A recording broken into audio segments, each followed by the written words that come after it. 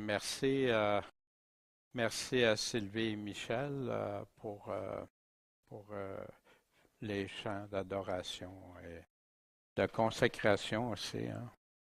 Puis j'aime bien celui, c'est la parole de Dieu aussi, qui nous ramène à l'essentiel. C'est Christ, la parole, puis c'est Christ qui nous parle au travers sa parole. C'est Dieu le Père qui nous parle au travers Christ. Bien, ce matin, on va poursuivre, mais ce matin encore, ça va être de la nourriture solide, je crois, qui va venir des Écritures encore. Cœur sensible, hein, mais sensible à Dieu, à sa vérité. Et c'est ça qu'on veut chercher. Parfois, des gens me demandent, ah, tu fais moins d'évangélisation. Non, c'est de l'évangélisation. L'évangile, c'est l'ensemble de la parole de Dieu. Ben oui, on a tous besoin de débuter en quelque part, mais on a besoin de s'affermir dans la nourriture solide du Seigneur. Bien, ce matin, Père, c'est devant toi qu'on veut le faire. On veut chercher ta face au travers de toi, que tu nous guides par ton Esprit Saint, qui nous a laissé ta parole, Seigneur. Cette épée de l'Esprit, si important. Seigneur, éclaire-nous, guide-nous ce matin, en ton saint nom, Maître et Sauveur, Jésus-Christ. Amen. Bien, vous vous souvenez, le chapitre 3, au tout début, l'avant-dernière semaine, on avait vu les derniers temps puis la liste noire. J'espère qu'il y en a qui ont regardé la liste, puis regardé au travers ça. Est-ce qu'il y a quelque chose dans mon cœur qui ferait partie de ça? On a vu la semaine dernière, captif ou libre. Vous savez, les personnes qui vont emprisonner des personnes qui, après avoir entendu l'Évangile, ils vont les amener captifs au lieu de la liberté en Jésus-Christ. Mais pas la liberté de faire ce qu'on veut, délivrer, libérer du péché et de l'erreur et des fausses doctrines. Paul affirmait à Timothée, tu comprends pleinement la doctrine de Christ.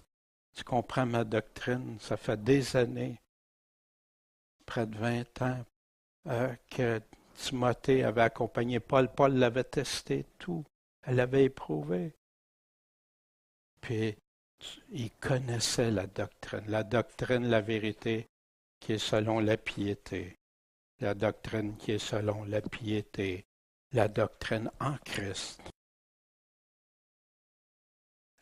Être persécuté pour vivre la piété de l'Évangile de Christ. Mais oui, tous ceux qui veulent vivre selon Jésus-Christ, selon l'Évangile de Jésus-Christ, selon la piété en Jésus-Christ, vont être persécutés. Puis malheureusement, comme on voit au travers du Nouveau Testament, puis qu'il y en a qui ont constaté, parfois c'est le monde. Oui, autrefois c'était pratiquement juste le monde. Maintenant, c'est dans les assemblées qui se font persécuter. La provenance des instructions, des convictions, des corrections, puis comment vivre dans la justice de Dieu. Paul dit à Timothée, c'est où? Dans la Bible, dans la parole de Dieu. D'où doit provenir notre foi? De la parole de Dieu seulement. Et quelle tristesse pour ceux qui mélangent avec plein de livres, plein de choses au lieu de s'en tenir. Puis, Paul disait de marcher de façon à être accompli, en perfection selon Dieu, puis être parfaitement instruit. Encore là, comment? Hein, il y en a qui disent que c'est impossible de devenir parfait, mais c'est pas ça que Paul dit à plusieurs reprises, qu'on doit viser à devenir la perfection de Jésus-Christ. C'est impossible, mais qui a raison? Le Nouveau Testament ou les personnes qui affirment ça? Ça ne veut pas dire personne de se prétendre qu'on n'est pas. Non, jamais. Jamais. Mais on marche dans ça. Puis tu veux être accompli, tu veux être réalisé, ferme dans ta foi.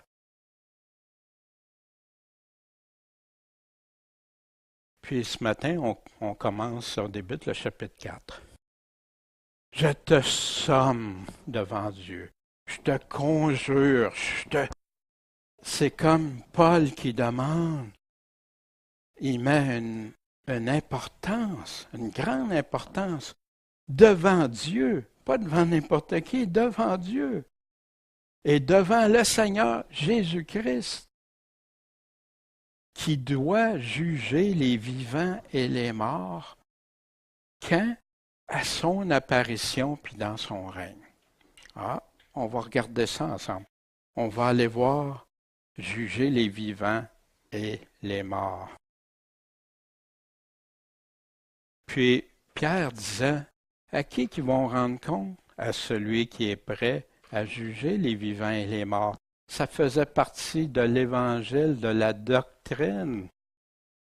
Vous avez aussi de même, vous aussi de même, quand vous verrez arriver ces choses, il est en train de parler du temps de la fin dans Luc, sachez que le règne de Dieu est proche. Son règne est proche quand tu vois ça. Puis, qu'est-ce que Jésus a commandé de prêcher au peuple? Et il nous a commandé de prêcher. On va le revoir prêcher tantôt parce qu'il revient à ça. Au peuple et de témoigner que c'est lui qui est destiné de Dieu, prédestiné, destiné de Dieu, pour être qui? Le juge des vivants et des morts. Fait que, est-ce qu'on prêche ça? Le jugement à venir, le retour. Fait que Paul disait aux Romains, tous, dis-je, seront jugés quand? Au jour que Dieu jugera les secrets des hommes par Jésus-Christ, selon mon évangile. Fait que selon son évangile à Paul, y a-t-il un évangile différent de Jésus-Christ? Pas du tout. Exactement le même. Sans ça, il se serait condamné lui-même. Dieu jugera selon les secrets, selon mon évangile, au jour que Dieu va juger. Le jugement est présent dans le Nouveau Testament d'une façon nette et marquée. Mais avec un évangile moderne, les gens passent par-dessus facilement. On va voir pourquoi. Regardez qu'est-ce que la lettre aux Hébreux disait. Car si nous péchons volontairement, donc c'est je choisis. Il y en a qui disent tu n'as pas le choix. Tu choisis pas de faire. Non, c'est le contraire. Jésus choisit le bien. Choisis de tes actions. Choisis ce que tu vas faire. Si nous péchons volontairement, quand? Après avoir reçu la connaissance de la vérité. C'est quoi la vérité? Sinon les paroles de Jésus-Christ, il ne reste plus de sacrifice pour les péchés. Quoi? Mais une attente terrible de jugement. Ça m'a fait trembler, ça, moi. Parce que quand je m'étais éloigné du Seigneur, j'ai dit, wow, puis j'ai réalisé le piège du malin dans lequel j'étais rendu. Ça m'a jeté à terre. Et je me souviens d'avoir pleuré, je dis à Dieu, Dieu, si c'est ça, puis que c'est comme ça, ben, pour moi que tu me prennes ou que tu ne me prennes pas dans l'éternité, je veux passer le reste de mes jours à te servir, à t'aimer, quel qu'en soit le reste, Seigneur. Puis je me souviens, j'étais triste, mais pour moi, ma volonté, ça m'a rappelé quand je me suis converti, Seigneur, quand même ma vie actuelle serait juste pour toi. Tu es mon Créateur, tu es celui qui me donne mon souffle, la vie. C'est toi qui me le donnes. Mais, puis au début, je comprenais pas tout avant de me convertir, puis tout ça. Mais c'est ça, moi, je vais adorer le vrai Dieu. Puis même s'il n'y a pas rien après, c'est toi que je veux servir, c'est toi qui me donnes.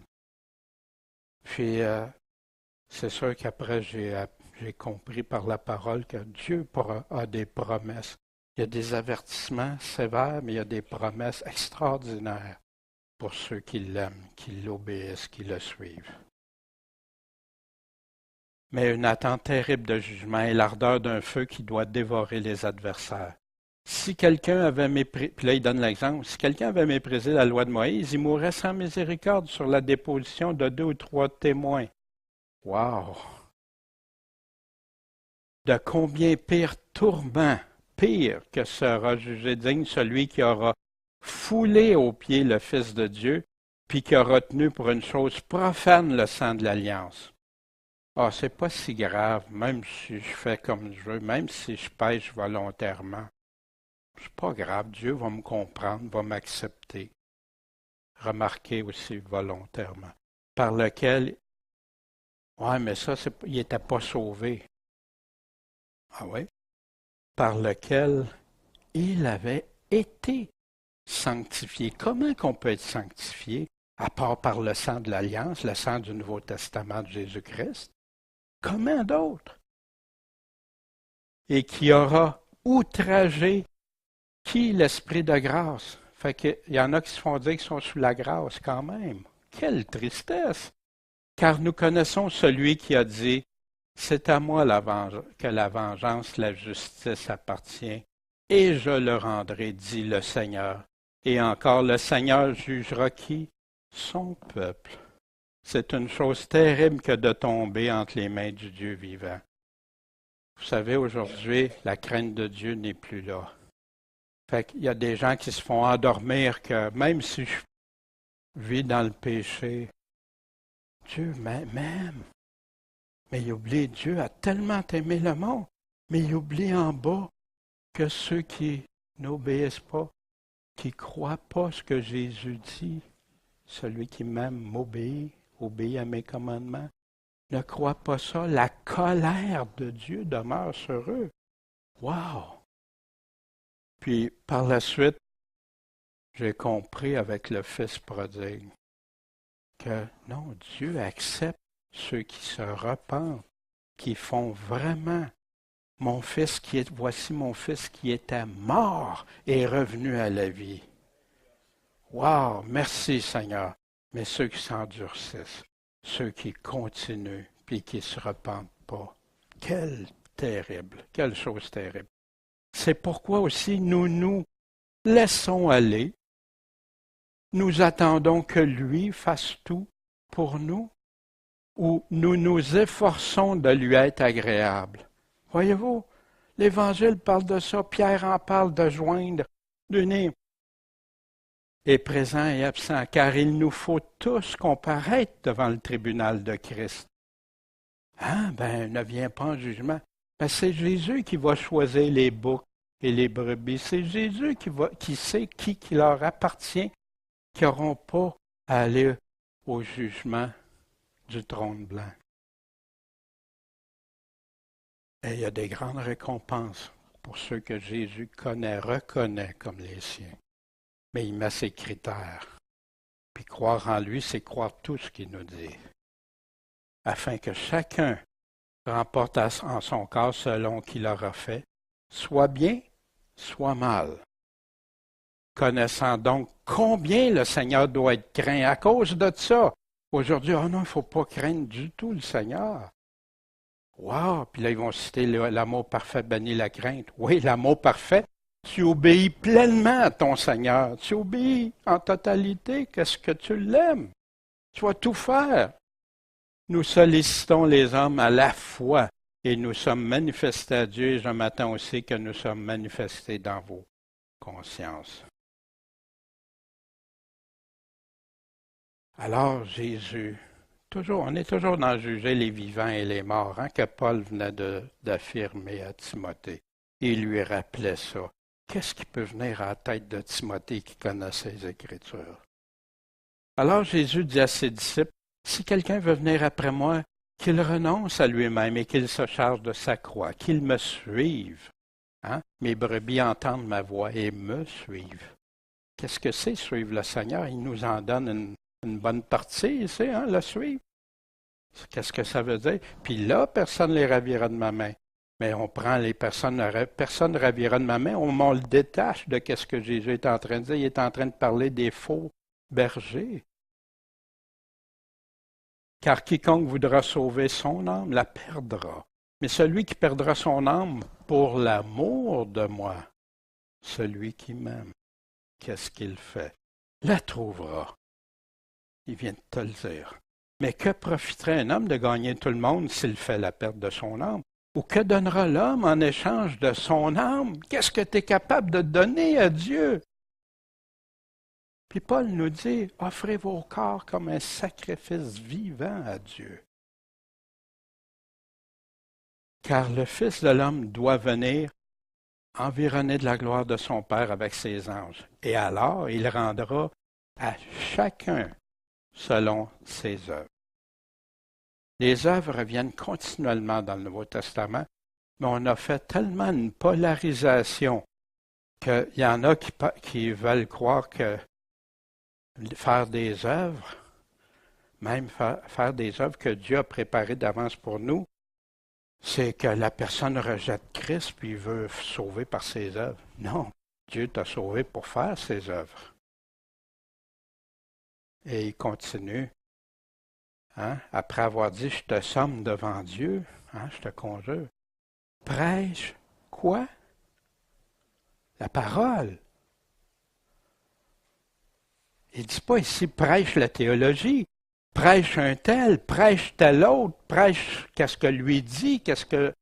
Non, l'éternité, là, c'est pas ce que les gens vont avoir dit, c'est ce que Dieu va avoir dit. Il y en a qui prêchent la théologie, mêlée avec la parole. Soyez prudents, très prudents. Parce que Dieu aime ceux qui l'adorent en esprit et en vérité. Puis s'il y a un peu de levain dedans, ça peut faire lever toute la pâte. Insiste dans toutes les occasions. Reprends. On peut oui, reprends, Timothée. Censure. Il y a du mal. Dénoncer les œuvres de ténèbres. Exhorte avec toute douceur d'esprit.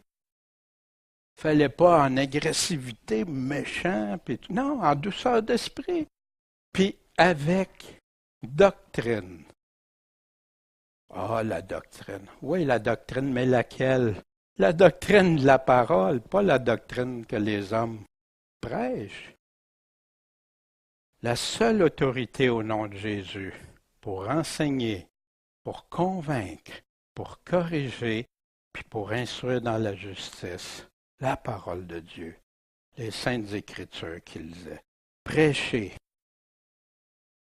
Mais prêchez quoi? Cet évangile du royaume sera prêché dans toute la terre habitable pour servir de témoignage à toutes les nations. Et alors viendra la fin, quand Jésus est en train de parler de la fin des temps. En vérité, je vous dis que dans tous les endroits du monde où cet évangile sera prêché. C'est intéressant ici. Souvenez, Marc 1, commencement de l'Évangile. Fait qu'il y en a qui limitent l'Évangile à Jésus est mort, ressuscité, puis ça se limite à ça, puis une prière, puis c'est ça. Mais c'est pas ce que l'Évangile nous dit. C'est central, c'est majeur.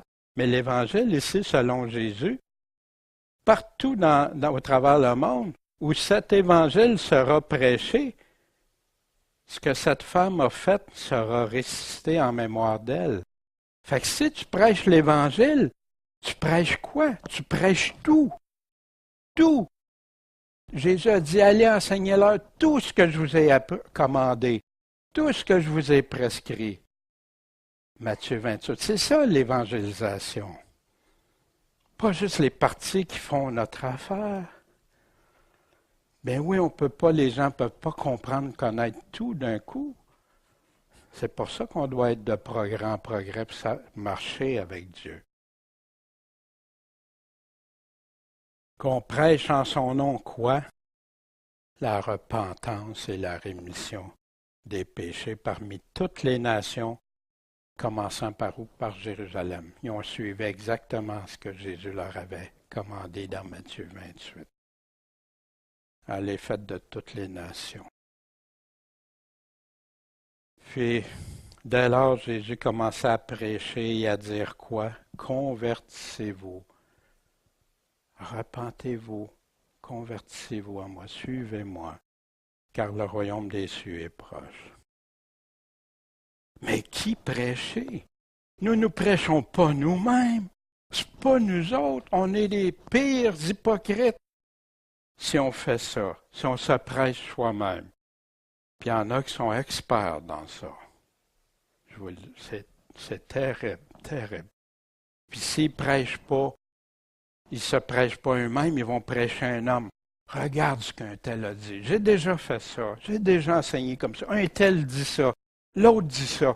Non, Jésus dit ça. Paul dit ça. Pierre dit ça. C'est ça prêcher.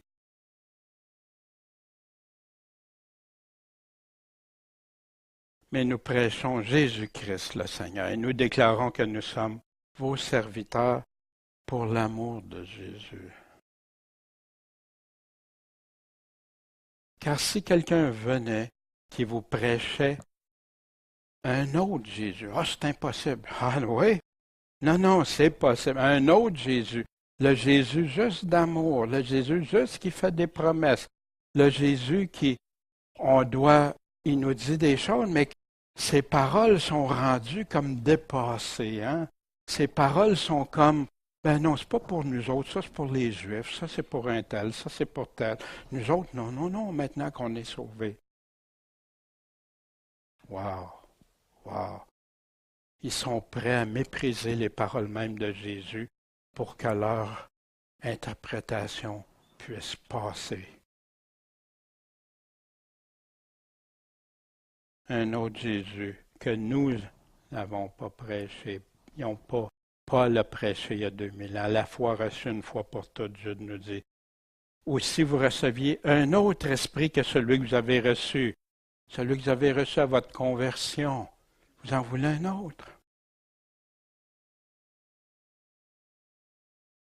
Il y en a qui courent juste après des manifestations. C'est triste. Ou un autre évangile que celui que vous avez reçu, vous feriez bien de l'endurer. Un autre évangile. C'est plus le même évangile.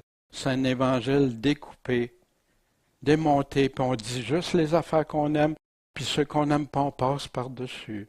Parce que c'est pas agréable, puis ça peut mettre en conflit ma doctrine, hein, ma doctrine. Mais c'est pas ça, c'est sa doctrine. C'est celle-là qu'on doit emmener. Ce témoignage est véritable. C'est pourquoi reprends-les vivement afin qu'ils soient saints dans la foi, ne s'adonnant pas à des fables judaïques puis aux commandements des hommes. Un tel dit ça, l'autre dit ça, qui se détourne de la vérité. Jésus, ta parole est la vérité, pas les hommes. Mais toutes choses sont bien pures pour ceux qui sont purs, mais rien n'est pur pour les impurs et les infidèles. Mais leur entendement et leur conscience sont souillés. Mais ils font profession de connaître Dieu. Oui, Jésus-Christ, mon Seigneur, mon Sauveur. Mais ils le renoncent comment? Par leurs œuvres. Ça, Jésus dit, il va juger selon les œuvres. Puis il va choisir qui? C'est lui. Car ils sont abominables, rebelles et réprouvés. Pourquoi? Toute bonne œuvre. Comment ça se fait qu'il revient toujours avec les œuvres? Comment ça se fait que Jésus, quand il parle à cette Église, il dit « Je vous connais par vos œuvres ». Les œuvres de la foi, les bonnes œuvres ou les mauvaises œuvres. Il y en a qui disent « C'est par la foi seulement, sans les œuvres ». Oui, Paul en parlait sans les œuvres de la loi. Bien oui, c'est sûr. Mais la foi du Nouveau Testament, c'est quoi? C'est de croire qu'est-ce que Jésus a fait et nous dit. Reprends publiquement ceux qui pêchent afin que les autres aussi en aient de la crainte. Ça répond pourquoi reprendre les deux choses, toujours. Les fausses doctrines puis les péchés. Si vous regardez le Nouveau Testament, des mises en garde continuelles sur ça. Et on continue, car le temps viendra. Pourquoi qu'il mettait tant de conviction à Timothée? Je te conjure devant Dieu qui doit venir juger. parce que le temps va venir auquel ils ne souffriront pas la saine doctrine. Ils n'endureront plus la saine doctrine, mais laquelle? Celle de Christ. Mais puis en passant depuis les années 1800, il a poussé une foule de sectes. On peut retracer plusieurs, fin des années, au milieu des années 1800 puis à la fin. Puis ça, c'est pas fini s'il y a des milliers. Mais aimant qu'on leur chatouille les oreilles. Ah, guili, ça fait du bien. Ça me plaît, ça, ce que tu dis là. Je suis sauvé, puis tout est beau, je peux continuer à vivre. Ah, ben oui, la nouvelle naissance, je l'ai eue quand j'ai fait ma prière. Puis maintenant, je marche dans l'adultère, je marche dans le mensonge, je marche dans l'hypocrisie, je marche dans... Puis je suis sauvé. Mais Paul dit le contraire, que personne ne vous séduise, parce qu'aucun de ceux qui sont comme ça va connaître le royaume de Dieu. Pourtant, ils sont prêts à aller prendre d'autres paroles de Paul pour faire des montages avec. Comment qu'ils le font? Par des discours agréables. Ça te plaît? Oh! Bien, on va se remplir une grosse église. On va avoir beaucoup de monde. On va dire des choses agréables. Fait que, rentre, là. Si on t'accepte Jésus, il ne demande rien, là. Juste que tu crois en son nom. Mais ils ne comprennent pas que croire en son nom, c'est croire qu'est-ce qu'il nous a dit.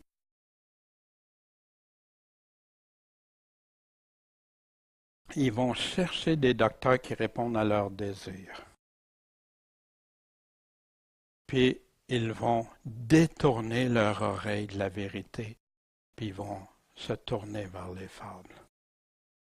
Puis il y en a au travers ça, ils font délibérément ça, parce que ça ne leur tente pas de changer. Ils veulent garder ce qui leur fait plaisir. Ils veulent garder ça, ces convoitises-là autour. Fait que leur oreille cherche partout, mais pas pour l'Évangile.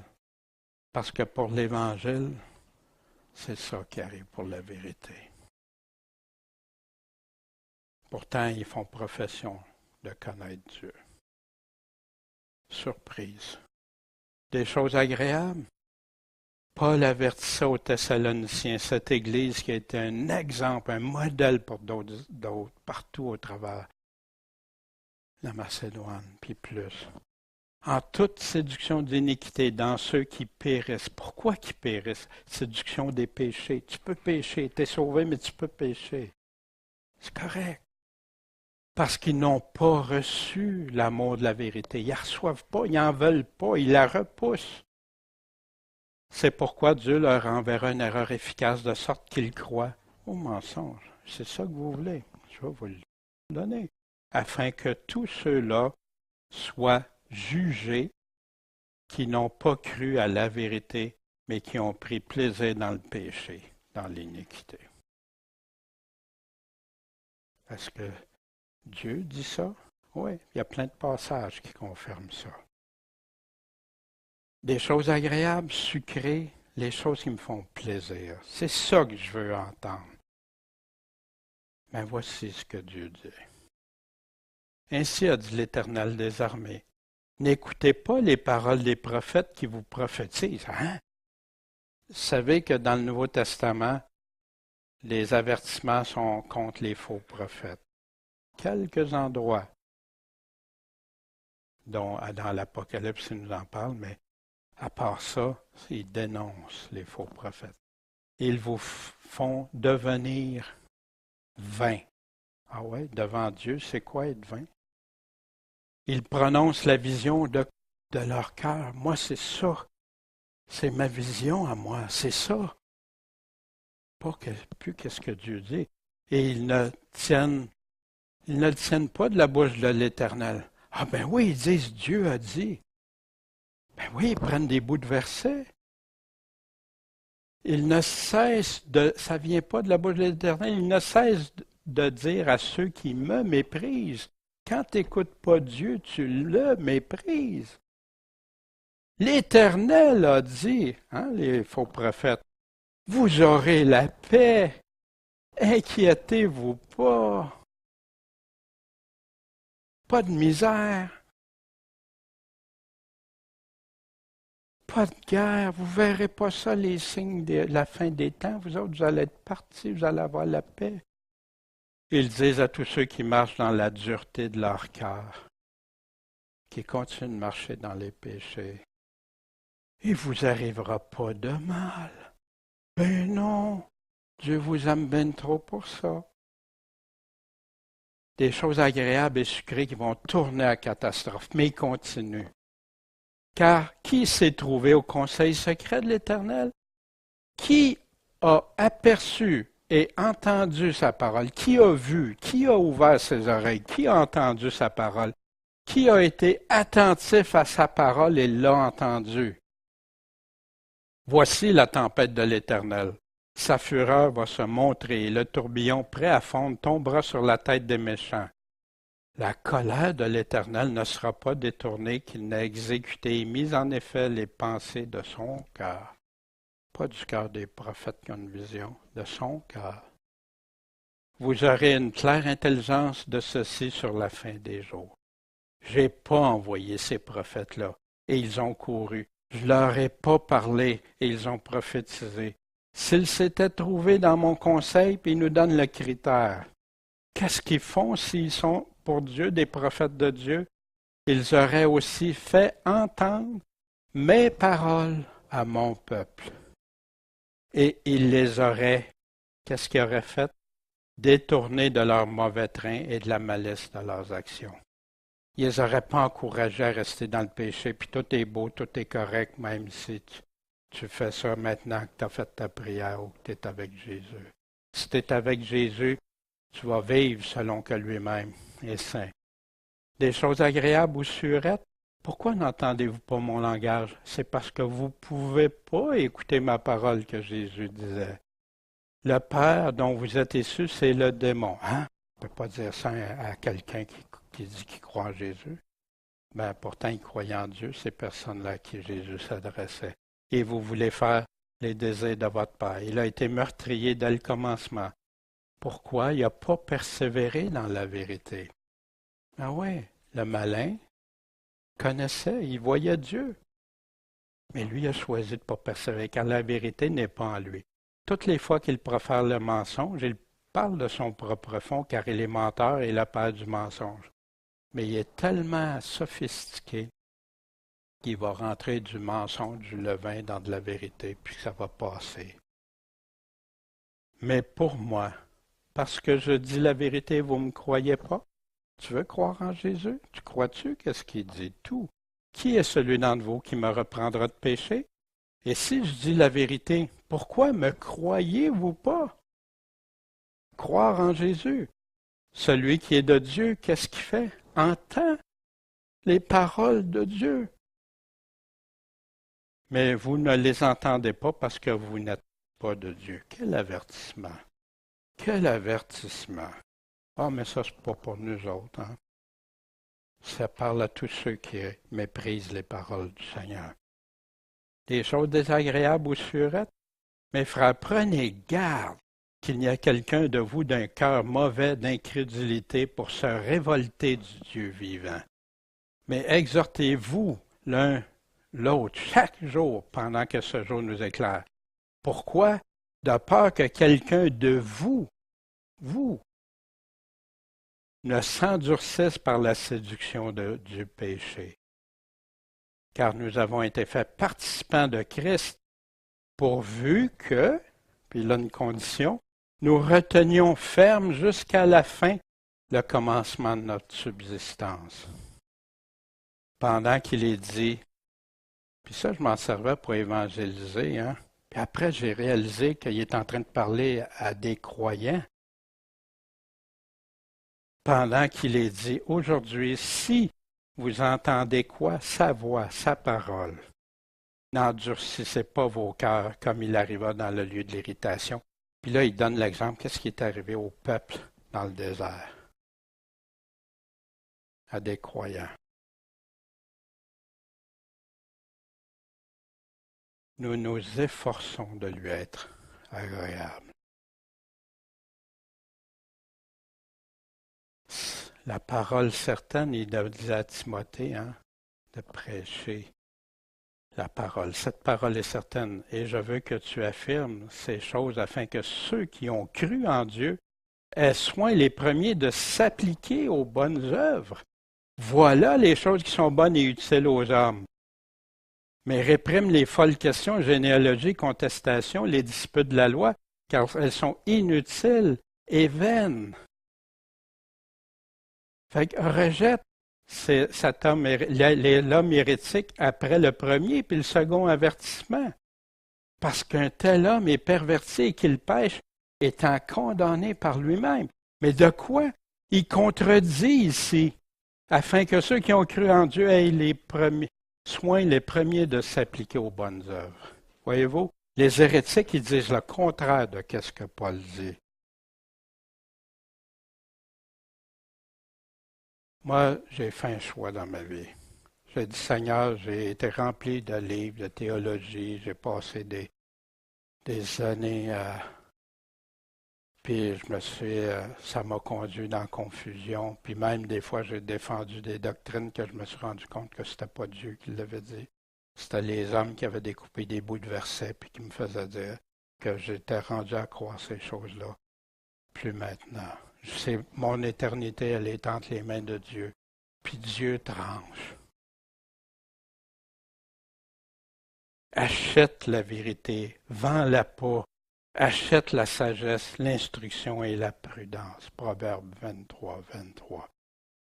C'est intéressant parce que les seules choses que les vierges folles, hein, ils leur disent d'aller acheter quelque chose. Puis qu'ils ne pouvaient pas leur donner parce qu'habituellement des chrétiens sont ouverts à partager, à donner.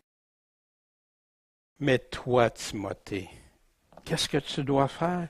Veille en toutes choses. Jésus disait, veillez, soyez prudents, soyez sous vos gardes. Souffle les afflictions. Fais l'œuvre d'un évangéliste. Ouais, il veut se sauver par ses œuvres. Fais l'œuvre d'un évangéliste. Rends ton ministère pleinement approuvé. Puis vous vous souvenez, Timothée était là quand Paul avait eu la grande réunion pour les anciens d'Éphèse, les pasteurs d'Éphèse. Car je sais qu'après mon départ, il entrera parmi vous des loups très dangereux, qui n'épargneront pas le troupeau. Il se lèvera d'entre vous-même des hommes qui vont annoncer des doctrines corrompues. C'est quoi les doctrines corrompues? C'est-tu ce que Paul a dit, que Jésus a dit, que les apôtres ont dit, ou ce que des hommes disent qu'ils ont dit?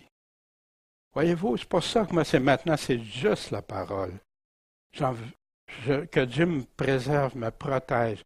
Puis j'ai le cœur bouleversé des fois. Seigneur, fais que je dise rien qui aille contre toi, puis que j'emmène personne où toi tu veux pas, Seigneur. Mais je vois l'apostasie, je vois comment les dégâts, le levain qui a commencé il y a plusieurs centaines d'années, puis qu'est-ce que c'est rendu aujourd'hui? Dans la vue d'attirer des disciples après eux. Moi, que quelqu'un me dise que je veux attirer quelqu'un, non. Je veux simplement les attirer à Christ, à Jésus-Christ, le Maître, le Seigneur, ses paroles. C'est pourquoi veillez, vous souvenant que durant l'espace de 3 ans, je n'ai cessé nuit et jour d'avertir chacun de vous.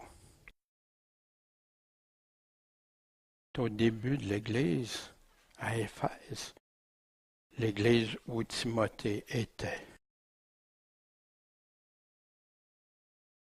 Parce que pour moi, je m'en vais maintenant être mis pour l'aspersion du sacrifice. Qu'est-ce que Paul est en train de dire? Je m'en vais mourir. Hein? Je m'en vais mourir, c'est fait, là. Et le temps de mon départ est proche. Il savait que c'était sa dernière lettre. Il savait qu'il était emprisonné à Rome par Néron. On sait par l'histoire qu'est-ce qui est arrivé après. J'ai combattu le bon combat. J'ai achevé la course. J'ai gardé la foi. Paul s'était tombé dans une bonne terre. C'est ceux qui ont entendu la parole, la retiennent dans un cœur honnête et bon. Parfois on entend, c'est impossible d'avoir un cœur honnête et bon. Ah ben, va le dire à Jésus. Jésus il dit qu'il y a des hommes justes. Dans le Nouveau Testament, on dit des justes qui suivaient tous les commandements de Dieu. On a ça dans le Nouveau Testament. Mais il y en a qui, non, c'est impossible, c'est impossible. Abaisse les standards de Dieu et rapporte du fruit avec persévérance, patience. Au reste, la couronne de justice m'est réservée. Et le Seigneur juste juge me la rendra en cette journée-là. Et non seulement à moi, mais aussi à tous ceux qui auront aimé son apparition. La couronne de justice. C'est intéressant. On va aller voir ça ensemble. Il y a la couronne, cette journée-là, puis aimer son apparition, puis on va aller voir ces trois aspects-là. La couronne est le combat. Quiconque lutte, Paul disait aux Corinthiens, vit entièrement de régime. Mais quant à ceux-là, ils le font pour avoir une couronne corruptible. Hein? Ceux qui vont dans les voies, ceux qui vont dans des voies de devenir champion. Hein? On voit ça aux Olympiques, on voit ça dans tout. Pour une couronne corruptible. Mais nous, pour en avoir une couronne incorruptible. Donc, je cours, non pas sans savoir comment. Il sait comment il combat, Paul. Il sait comment il court. Je combats, non pas comme en battant de l'air, faisant semblant, mais je mortifie mon corps et je me soumets, de peur qu'après avoir prêché aux autres, je me ne sois trouvé moi-même en quelque sorte non recevable ou réprouvé. Fait que Paul se prenait-il pour un autre? Non. Mais Paul savait qu'il devait persévérer pour avoir. La couronne ou les couronnes? Moi, on m'avait déjà dit qu'il y avait plusieurs couronnes, hein, puis que Dieu choisirait. Mais quand tu regardes les couronnes, la couronne de justice, la couronne de vie, la couronne, il parle toujours de la couronne. Puis, quand il parle de la couronne, si tu vois qu'il n'y a aucune de ces couronnes-là qui manque, tu n'as pas la vie éternelle. C'est tout associé, la couronne. Qu'est-ce qu'il va te donner? Puis faites l'expérience, regardez dans une concordance, puis allez voir tout ça. Puis je vous le dis. Puis essaye d'enlever aucune de ces couronnes-là, puis affirmer que la personne a la vie éternelle.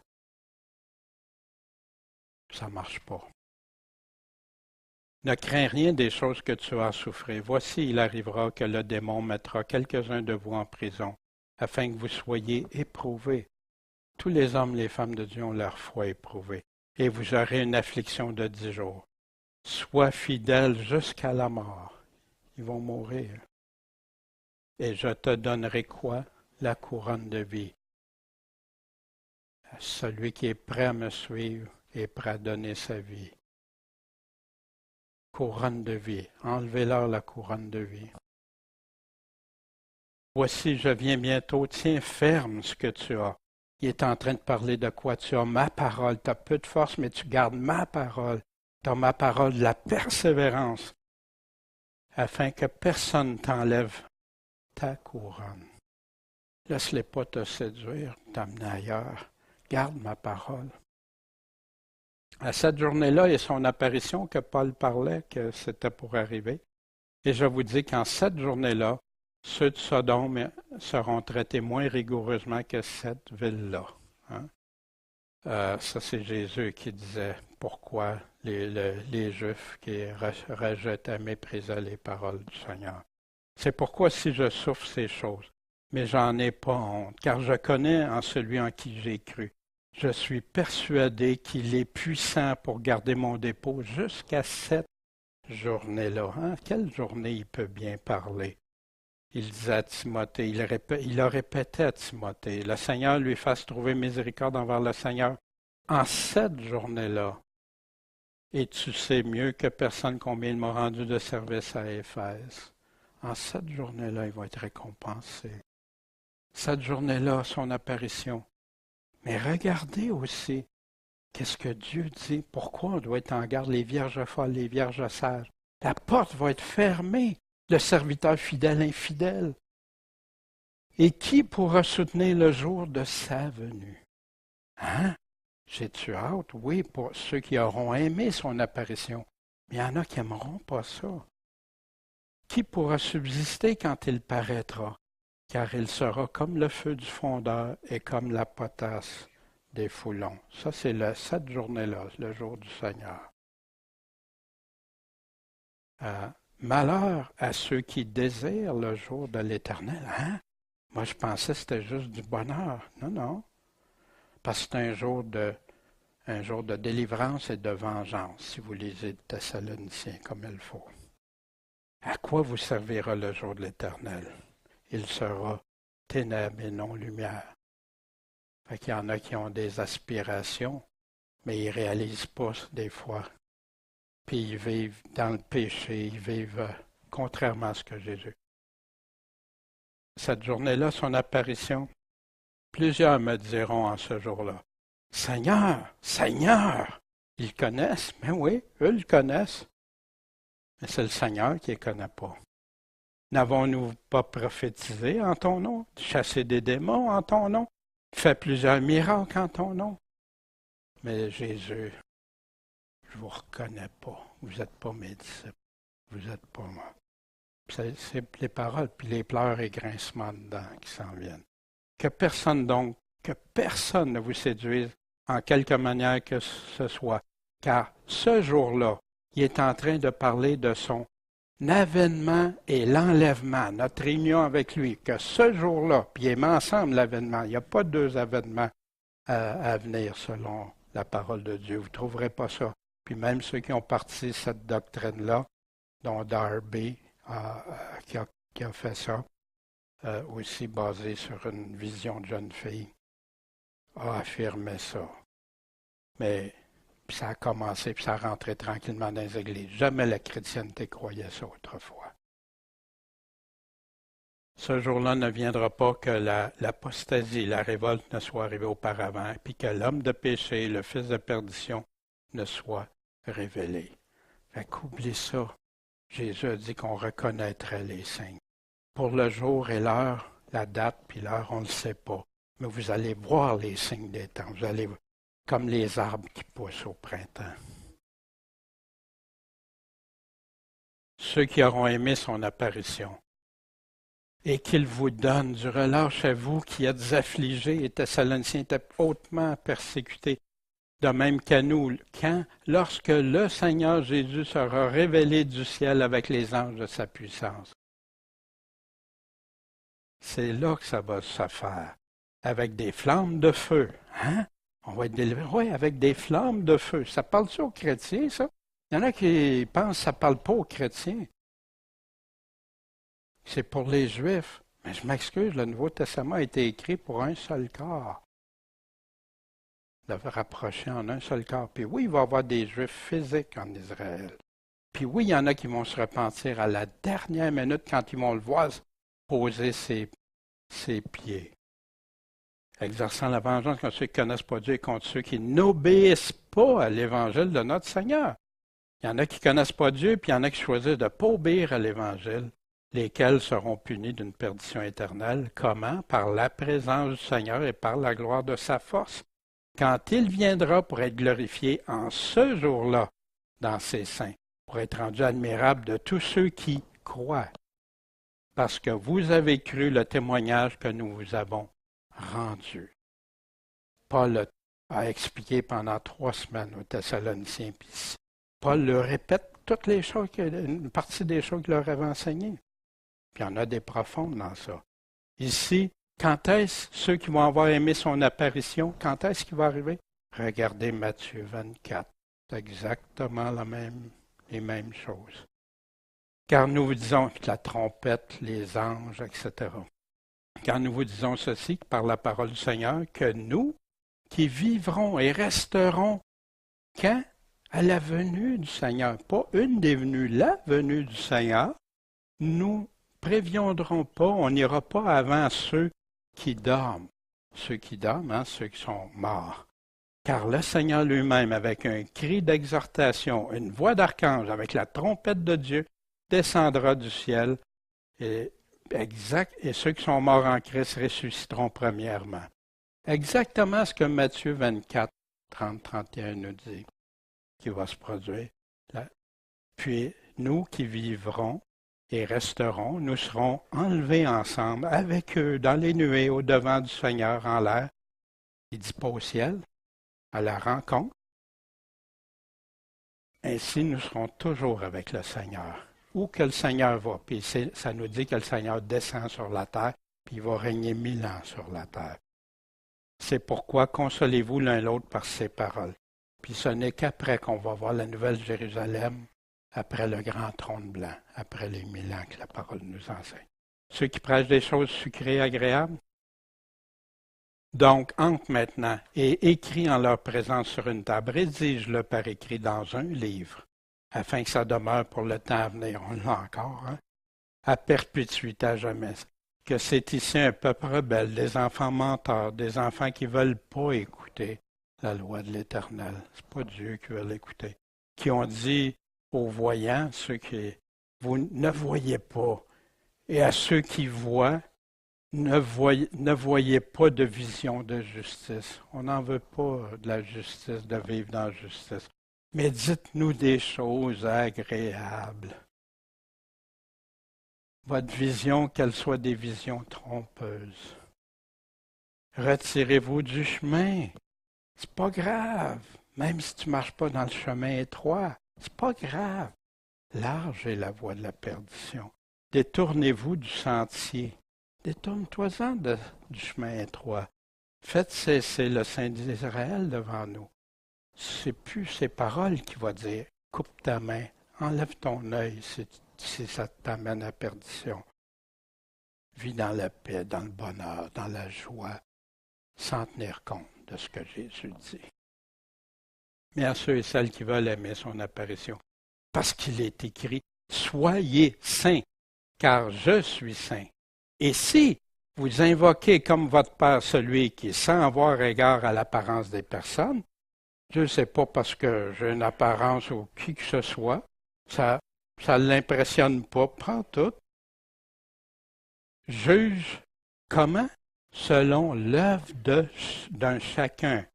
Toujours les œuvres. Il va nous juger selon nos œuvres, avec crainte durant le temps de votre séjour temporel, sachant que vous avez été rachetés de votre vaine conduite qui vous avait été enseignée par vos pères, non pas par des choses corruptibles comme l'argent ou de l'or, mais vous avez été rachetés par le précieux sang de Christ comme l'agneau sans défaut et sans tache.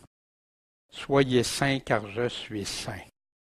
Wow! Quel contraste avec l'Évangile qu'on peut entendre parfois. C'est Dieu qui a dit ça. C'est à lui qu'on va répondre. Fait que là, Paul continue, « Toi, devenez bientôt vers moi. » Paul a hâte de voir Timothée. Imaginez emprisonné. Puis là, il va dire, « Démas m'a abandonné. » Pourquoi? Il y a mieux le présent siècle. Wow! Quelqu'un qui avait connu le Seigneur. Et il s'en est allé à Thessalonique. Il ne dit pas à l'église de Thessalonique. Crescente est allé en Galatie et Tite en Dalmatie. À ceux-ci, Crescente, puis Tite, il ne dit pas qu'ils ont détourné. Luc est seul avec moi. Le même Luc qui a écrit les Actes puis l'Évangile selon Luc, selon Jésus, mais écrit par Luc. Prends Marc et amène-le avec toi, car il m'est fort utile pour le ministère. J'en ai besoin. J'ai aussi envoyé Tychik à Éphèse. Fait que c'est pour ça qu'il reste comme presque tout seul, mais il y a Luc avec lui. Puis merci que Luc a accompagné Paul tout au long, puis qu'il a validé ça, puis qu'on ait 2 lettres magnifiques dans le Nouveau Testament. Quand tu viendras, apporte avec toi le manteau que j'ai laissé à Troas chez Carpus. Puis les livres aussi, mais principalement mes parchemins. Voyez-vous, il y avait beaucoup d'écrits dans ce temps-là. Hein? Il y avait beaucoup de choses qui s'écrivaient, contrairement à ce qu'on entend des fois que l'Évangile s'est arrivé tellement longtemps après, puis les lettres des églises tellement longtemps après. Quand à Jésus, on lui a donné le livre du prophète Ésaïe, quand il a déposé le livre, il a trouvé le passage où il est écrit. Hein? Je suis venu pour délivrer, annoncer. Puis ayant ployé, fermé le livre, et l'ayant rendu au ministre, il s'assit, et les yeux de tous ceux qui étaient dans la synagogue étaient arrêtés sur lui. Wow! Ah, il y en a qui... Celui qui vaincra sera vêtu de vêtements blancs. Tu ne peux pas rentrer avec des vêtements tachés. Et je n'effacerai pas son nom du livre de vie, mais je confesserai son nom devant mon Père et devant ses anges. J'effacerai pas son nom. C'est étrange hein, qu'il dise ça, alors que moi me disait que c'est impossible qu'il enlève du livre de vie. Mais voyons ce que dit Dieu. Celui qui aura péché contre moi, je l'effacerai de mon livre. Exode 32, 33. Qui a raison? Pourquoi Jésus dit ça? Que lui, je ne l'effacerai pas. Au vainqueur, il ne promet pas ça à tout le monde. Je ne l'effacerai pas, lui. Quelle tristesse. Quand j'ai commencé à regarder juste la parole de Dieu, combien de doctrines se sont écroulées. Alexandre le forgeron m'a fait beaucoup de mots. Le Seigneur lui rendra selon. Comment? Selon quoi? Ses œuvres. Garde-toi donc de lui, car il s'est fort opposé à nos paroles.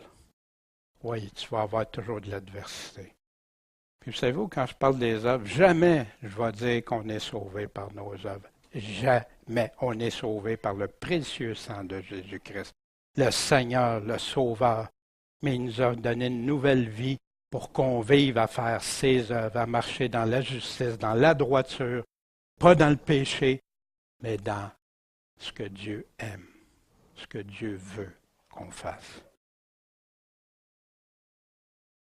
Personne ne m'a assisté dans ma première défense. Ils m'ont tous abandonné. Toutefois que ça ne le soit pas imputé. Imaginez Paul la deuxième fois emprisonné à Rome, là, puis là, ça brassait hein, dans le temps de Néron, imaginez. Mais Paul, c'est la même chose.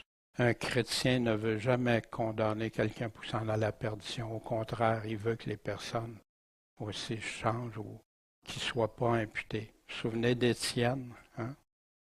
Il venait de se faire lapider, puis que ce péché-là ne leur tombe pas dessus. Pardonne-leur. Mais le Seigneur m'a assisté, fortifié. Dans quel but que ma prédication fut rendue pleinement approuvée. C'est quoi qui prêchait, Paul, vous pensez? Et que tous les gentils l'entendent et que j'ai été délivré de la gueule du lion. Vous savez, c'est quelqu'un qui veut vraiment avoir des prédications, des bonnes prédications. On l'a tout dans le Nouveau Testament. Jésus nous les a donnés, ses apôtres nous les ont donnés. On les a, ils sont complètes. On a juste à s'arrêter, puis examiner, puis réfléchir à ce qu'il dit vraiment, puis aller chercher ailleurs qu'est-ce qu'il nous dit pour qu'on comprenne. Le Seigneur aussi me délivrera de toute mauvaise œuvre et me sauvera dans son royaume céleste. À lui soit gloire au siècle des siècles. Amen. Quand il dit « me sauvera dans son royaume céleste », mais ainsi qu'il est écrit, ce sont des choses que l'œil n'a pas vues, que l'oreille n'a pas entendues et qui ne sont pas montées au cœur de l'homme, lesquelles Dieu a préparées pour qui? Ceux qui l'aiment. Ça dépasse notre entendement. Ça va être si magnifique pour ceux qui l'aiment. Ceux qui m'aiment entendent ma voix, me suivent, obéissent à ma parole, à mes commandements, la mettent en pratique. Salut Prisque et Aquila et la famille d'Onésiphore. Éraste est demeuré à Corinthe et j'ai laissé Trophime malade à Milet. C'est intéressant, hein? Quand vous voyez le début du ministère de Paul dans les Actes, Paul faisait des guérisons à peu près partout où il passait. Même les gens avaient il laissait des choses, puis il se faisait guérir. Mais c'est drôle, après Paul voulait être guéri, non. Paul a dit à Timothée, prends un peu de vin. Paul dit, je l'ai laissé malade. Paul aurait-tu manqué de cœur, d'amour? Mais non, parce qu'il y a un temps. Dieu a fait un temps pour proclamer son évangile. Ça ne veut pas dire qu'il ne fait plus de miracles, non.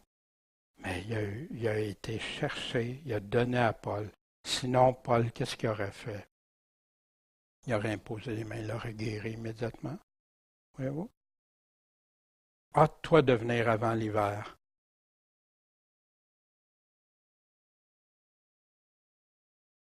Hâte-toi de venir avant l'hiver. Eubulus et Prudence et Linus et Claudia et tous les frères te saluent. Ça fait du bien d'avoir des salutations de vrais frères, de vraies sœurs. Le Seigneur Jésus-Christ soit avec ton esprit. Que la grâce soit avec vous. Amen. C'est intense ce matin, c'est intense. Parce que quand on arrête à chacune des phrases, chacun des mots, on voit, on n'a pas tout, parce qu'il nous manquerait vraiment de temps, mais d'aller chercher le sens. Qu'est-ce que Paul est en train de dire? D'y réfléchir, méditer, réfléchir. Es-tu prêt pour la rencontre de ton Dieu?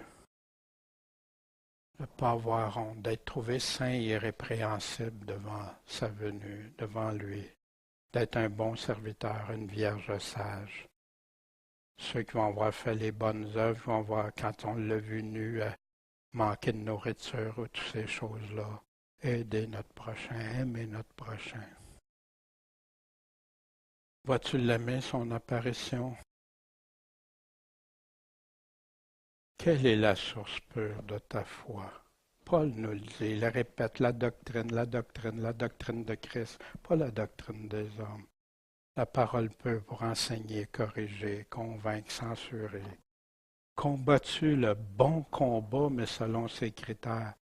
Vous vous souvenez, on avait vu Éphésiens, l'armure du chrétien commence par la ceinture de la vérité, être avec la vérité en premier. Puis les armes, l'épée de l'esprit, qui est la parole de Dieu, le zèle de l'Évangile, etc. Aimes-tu les enseignements agréables et sucrés ou aimes-tu la vérité? Dieu cherche des adorateurs en esprit et en vérité. Les enseignements des hommes qui annoncent juste ce qui plaît ou ceux de Dieu qui avertissent. Quels enseignements tu préfères? C'est sûr que c'est facile. Moi, des fois, j'en viens le cœur à l'envers quand je vois tout ça. Là, il y en a qui disent, ah, t'as pas ton assurance. Non, j'ai la pleine assurance. J'ai la pleine assurance en mon Seigneur, en mon Sauveur. Puis je veux tout faire pour marcher dans ses voies, marcher un cœur juste devant lui. Hein, tu peux pas dire ça, c'est blague. Pardon, c'est ce qu'il me dit, parce qu'il n'y a aucun qui ne fait pas ce qu'il nous dit qui va entrer dans le royaume que Paul nous dit. Si on marche dans le péché, hein, t'es orgueilleux si tu dis ça. C'est la parole. Qui est orgueilleux? Paul veut me pousser à être orgueilleux. Jésus veut me pousser à être orgueilleux. Coupe ta main. C'est quoi? L'Évangile est renversé pour plusieurs. L'Évangile nous appelle à la sanctification, à marcher droit avec le Seigneur. Puis de marcher de progrès en progrès. Oui, si je regarde ma vie, il y a bien des choses. Puis je ne suis pas rendu à la fin de dire comme Paul, je suis rendu à la fin, je vais mourir. Je ne sais pas quand je vais mourir.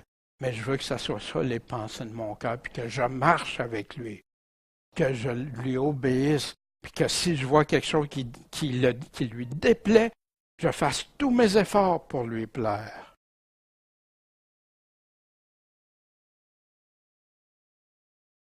Où ça va conduire les doctrines erronées, vous pensez? Où Jésus dit, vivez dans vos voies, vivez dans les erreurs, vivez dans l'iniquité, vous allez être sauvés pareil. Vous ne trouverez pas ça, mais vous allez trouver le contraire, les paroles dures de Jésus. Parce que Jésus nous aime, puis il veut nous donner des encouragements, des promesses, mais il nous donne aussi des avertissements, des mises en garde sévères. Quand je reviendrai, trouverai-je la foi? Trouverai-je la foi? La vraie foi?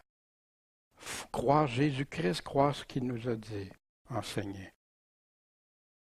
Puis la grande question pour chacun de nous, seras-tu dans le livre de vie?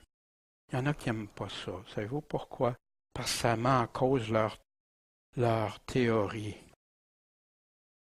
Croire en Jésus, c'est qu'ils ne comprennent pas ce que c'est croire.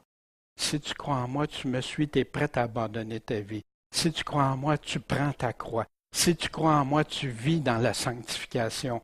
Tu coupes ta main, tu fais ci, tu fais ça, tu fais tout ça. Quelle assemblée enseigne tous les commandements de Jésus? C'est ça que Jésus a commandé. Allez, faites de toutes les nations et enseignez-leur tout ce que je vous ai commandé. Demandez aux assemblées. C'est quoi qu'il a commandé? On va passer le temps à les rassurer qu'ils sont dans une position de paix, qu'il n'arrivera rien de mal, mais on ne les mettra pas en garde. Wow! Seigneur, préserve-nous de ça. Qu'on prenne le tout, tes promesses merveilleuses, la bonté et la sévérité de Dieu. Bon Père Céleste, merci pour ta parole. Je sais que ce matin, c'est encore difficile, mais pour certains, Seigneur, mais on veut être dans tes voies. Éclaire-nous, guide-nous, puis fais que nos cœurs soient engagés pour toi. Qu'on ne soit pas des tièdes que tu vas vomir de ta bouche, mais au contraire, des chrétiens qui sont prêts à te suivre, quel qu'en soit le prix, Seigneur. En ton saint nom, Maître, Seigneur et Sauveur, Jésus-Christ. Amen. Vous savez, si on se réunit ensemble, oui, on doit s'exhorter. S'exhorter en passant quand Paul en parle, pas juste des encouragements légers, c'est des exhortations qui amènent les gens à vouloir suivre le Seigneur. Ce matin, on est rendu au repas. J'aime pas le mot scène parce que ça a été inventé par les hommes. C'est le repas du Seigneur. Jésus nous a demandé de faire ceci, de célébrer la Pâque. La Pâque n'est pas sa résurrection. La Pâque, c'est sa mort. Sa mort, il nous dit de célébrer sa mort jusqu'à son retour. Ben oui, Jésus est ressuscité, sans ça notre foi se révèle. Mais quand il nous demande de célébrer ça, de le faire en mémoire de lui, qu'est-ce que ça nous amène? Ça nous amène à voir la Pâque qui est devenue l'agneau de Dieu. Ça nous amène à voir qui il est. Qu'est-ce qu'il a fait? Qu'est-ce que ça y a coûté? Pour mes péchés, pour mes horreurs, mes abominations devant Dieu.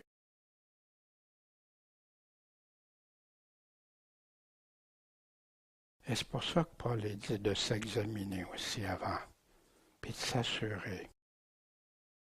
Puis quand on s'examine, c'est demander à Dieu, Dieu, t'en penses quoi? Est-ce que je marche dans tes voies? Est-ce que mon cœur est en pleine assurance avec toi? Que je ne suis pas en train de faire semblant? Que je ne suis pas en train de vivre quelque chose qui te déplaît? Puis que je fais comme si rien n'était? Paul dit, c'est pour ça qu'il y en a qui sont malades, puis il y en a qui meurent même au milieu de vous. Il parle à une église. Fait, voyez-vous, toute l'importance. Puis ça, c'est devant Dieu. Puis on doit le faire en paix avec Dieu. C'est ça qui compte. Pas pour se montrer aux autres qu'on y aille pas. Ça appartient entre moi et Dieu. Voyez-vous? Personne ne doit se juger. Puis si jamais quelqu'un qui ne va pas, ben ça fait juste prier pour un frère parce qu'il y a une chose. Au lieu d'être insensé, le frère ou la sœur, elle fait quoi? Elle est en train de s'examiner. Elle est en train en toute conscience à Dieu. Puis après, quand c'est réglé, elle vient à Dieu. Voyez-vous, c'est ça l'Évangile. C'est sérieux l'Évangile. C'est pas léger comme on m'a déjà montré pour moi. On va prendre quelque temps, si vous voulez vous courber chacun pour soi avec Dieu. Laissons faire les autres, nous et Dieu. Puis après ça, on le fera ensemble. On viendra ensemble partager. Quand vous serez prêts, vous pourrez venir chercher le pain et le vin. Pourquoi le Seigneur nous a demandé de faire ça en mémoire de lui? Parce que c'est qu'à chaque fois qu'on prend ce repas en mémoire de lui, ça nous ramène à quoi? Ça nous ramène à l'agneau qui s'est sacrifié par amour pour nous autres, qui est mort à ma place. Puis qu'est-ce que ça y a coûté? Il nous a donné 2 exemples. Vous savez comment Jésus aimait enseigner par des exemples? Il a pris le pain, il l'a brisé, puis il l'a distribué à ses disciples. Puis il a dit, prenez et mangez, car ceci est mon corps brisé pour vous. Comment Jésus a été brisé? Prenez et mangez-en tous. Les disciples ne comprenaient pas encore toute la portée de ça. Ils l'ont compris après, puis ils l'ont célébré ensemble après le départ de Jésus. Après, il a pris la coupe, puis il l'a distribuée. Puis il a dit, prenez, buvez-en tous. Pourquoi? Parce que ceci est mon sang précieux.